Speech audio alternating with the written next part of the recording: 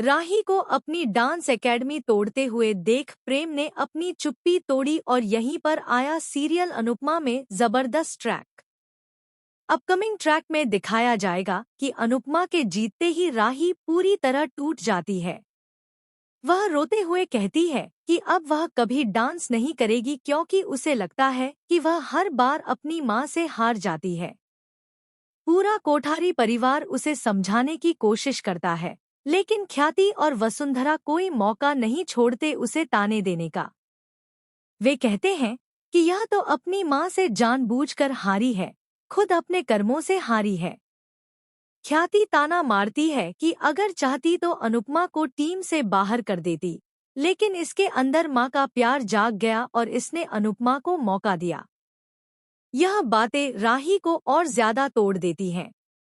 इसके बाद राही अनुज की डांस एकेडमी में जाकर गुस्से और दर्द में वहां की हर एक चीज तोड़ देती है।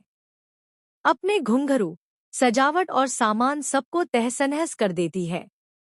उसे लगता है कि उसकी मेहनत और पहचान सब खत्म हो गई है। तभी प्रेम आगे आता है। उसका हाथ पकड़कर कहता है, राही, तुम यह सब नहीं करोगी। सामान तोड़ने से दर्द कम नहीं होगा। लेकिन राही चिल्लाते हुए जवाब देती है, सब खत्म हो गया, प्रेम। आज मम्मी ने फिर मुझे हरा दिया। मैं तो उनकी छाया बनकर ही रह गई। यहीं से कहानी नया मोड़ लेती है। प्रेम सवाल करता है, राही, तुम अपनी माँ से इतनी नफरत क्यों करती हो? क्या सिर्फ आर्यन की मौत की वजह से? राही फूट फूट कर रोते हुए बताती है, हाँ, मम्मी की वजह से ही आर्यन की मौत हुई और माँ ही विधवा हुई। उनकी वजह से ही माँ ने अपने बेटे को खो दिया।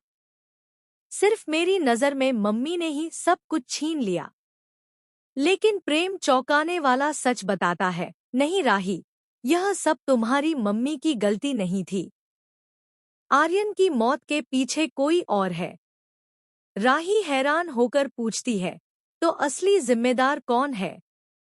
प्रेम धीरे धीरे अपने मन का बोझ उतारता है और बताता है, आर्यन असल में मेरा भाई कभी था ही नहीं।